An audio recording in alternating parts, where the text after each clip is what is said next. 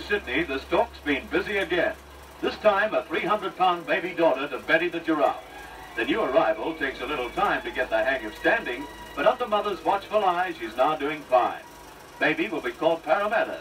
She was 3 times as big at birth as she was expected to be. As for Betty, she's the proudest mother at the zoo, and she reckons Parramatta will take a lot of licking. As the old steam engines are gradually being replaced, there's a new arrival in the train world too. Clyde Engineering delivers the first 45-ton diesel hydraulic loco built in Australia for the Commonwealth Railways. It's got automatic transmission, and the 6-cylinder engine was developed from those used in the first German Zeppelins. The new loco can haul a 1,000-ton load at up to 53 miles an hour, and it takes only 1 man to drive it. When he turns the throttle, the gearbox does its own selecting. Officials call it the train that thinks. Whatever will they think of next?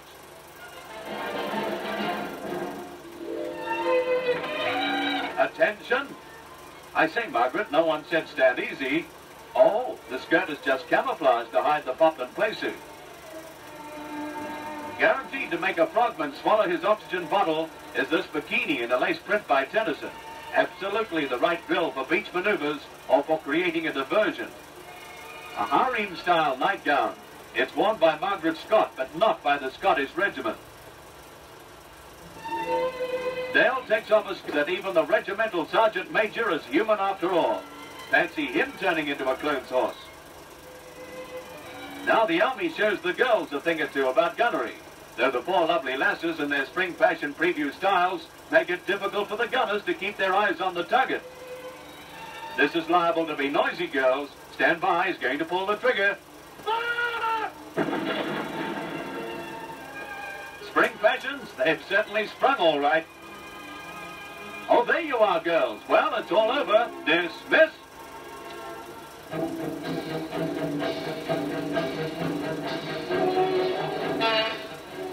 Cars in the 10,000-mile mobile gas round Australia Trial take another pounding as they get to the horror stretches in the west. First, there's mud and water to plow through. Later, there'll be sand. And the grueling conditions take their toll as cars drop out one by one.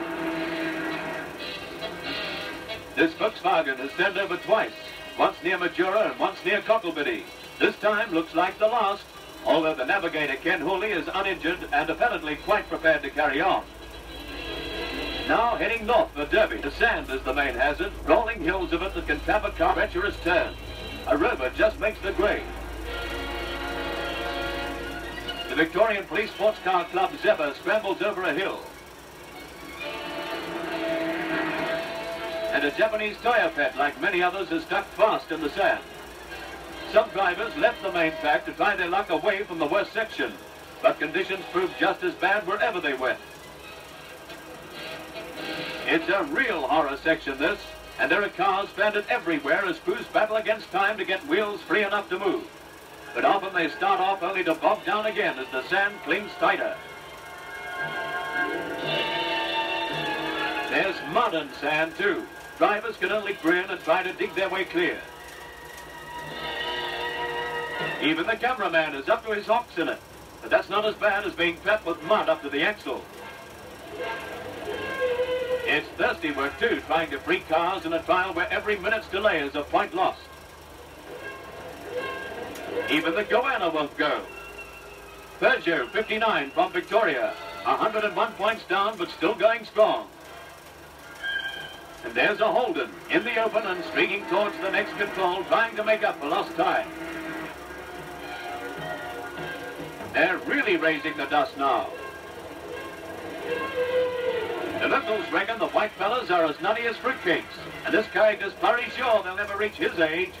Murray's Chrysler Royal is really belting along, but there's danger on every curve of this treacherous road.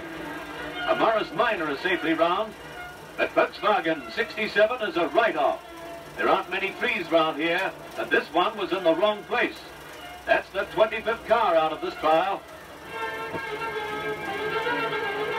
The crew is still very much alive as Jack Witter demonstrates with one of the sisters at the hospital where he's taken for treatment. The cars that remain speed on day and night. Round Australia the hard way.